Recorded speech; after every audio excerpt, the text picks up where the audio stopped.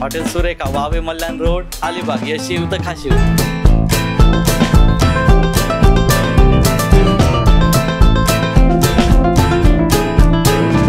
नमस्कार मित्रांनो, मी तुमचा लाडका रोहित नाईक आणि आज जो आलोय तुम्ही हॉटेल सुरेखा येथे आणि आज आपण इथलं चिकन रान ट्राय करणार आहोत. तर चला बघूया कशी आहे टेस्ट.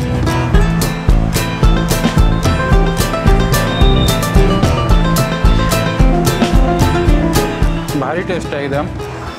असं तूप वगैरे टाकून त्याच्यासोबत ग्रीन सलाड, ग्रीन चटणी आणि खूप मस्त आहे.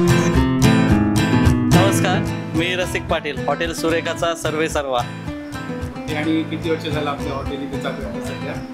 इथं सुरू करून मला 5 वर्ष झाली. त्याच्या अगोदर मी पुण्याला होतो. मी पुण्याला 14 वर्ष हॉटेलमध्ये काम केलं. सुरुवात म्हणजे माझी एकदम शून्यातून सुरुवात झालेली आहे. एकदम म्हणजे मी 12 वर्षाचा असताना मला वडील सोडून गेले.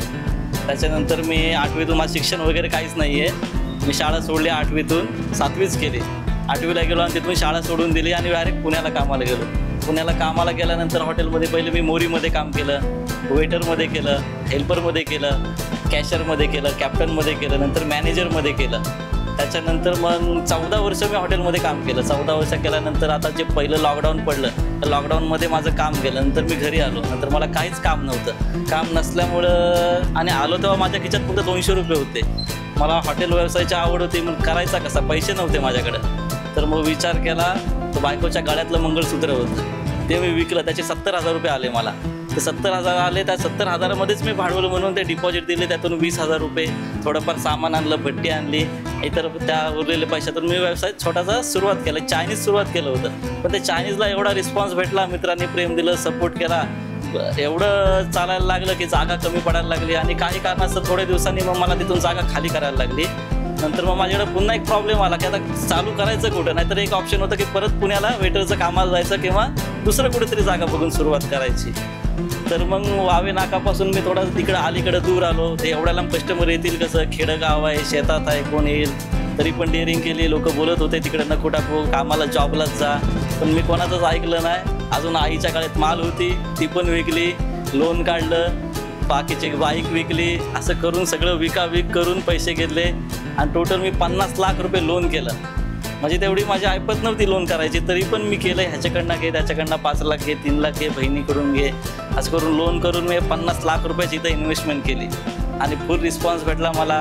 पहिले इकडच्या लोकांना जेवायला अलिबाग शहरामध्ये जायला लागायचं. आता अशी कंडिशन आहे की शहरातल्या लोकांना इथं गावाकडे जेवायला यायला लागतं, खेडेगावात यायला लागतं. अशी क्वालिटी मेंटेन केली मी. अशी माझी सुरुवात झाली. आपल्या इथं फेमस चिकन रान म्हणून आपलं फेमस आहे. बाकी इतर डिशे आपल्याकडे मिळतात, Indian, Chinese, tandoori, Punjabi, veg, nonveg, chicken, mutton, मच्छी सगळं मिळतं आपल्याकडे. मराठीत बोला, इंग्लिश नाही येत. नाही म्हणजे बाहेर अलिबागच्या बाहेरचं पण कोण पब्लिक जर यावं इथं वाटत असेल तर तुम्ही मग काय त्यांना सांगाल की काय यावं त्यांनी? ॲक्च्युली मला हे सोशल मीडिया वगैरे वापरता येत नाही, इंस्टा वगैरे वापरता येत नाही. माझ्या स्टाफने, पोरांनी सांगितलं असं असं करा, कस्टमर येतील, ते सांगतात व्हिडिओ कशी टाकायची, तसं मी करतो. बाकी ते मग पोरं मला सांगतात ते कॉल ॲप काय असतं ते करा. मला काही ते येत नाही करता. मग ते पोरं सांगतात आपली, मग तसं मी करतो.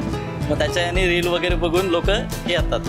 अलिबागमध्ये कोणी तुम्ही येत असाल तर पहिले आपल्या सुरेखा हॉटेलला भेट द्या. आपल्या चिकन रानचा आस्वाद घ्या. अख्ख्या अलिबागमध्ये आपलं चिकन रान फेमस आहे. हॉटेल सुरेखा, वावे मल्याण रोड, अलिबाग, यशिव तर खाशिव. मी तर इथलं चिकन रान ट्राय केलंय. तुम्ही कधी येताय? तुम्ही जर इथलं चिकन रान कधी ट्राय केलं असेल तर मला कमेंट करून नक्की कळवा. तर चला भेटूया पुढच्या व्हिडिओमध्ये.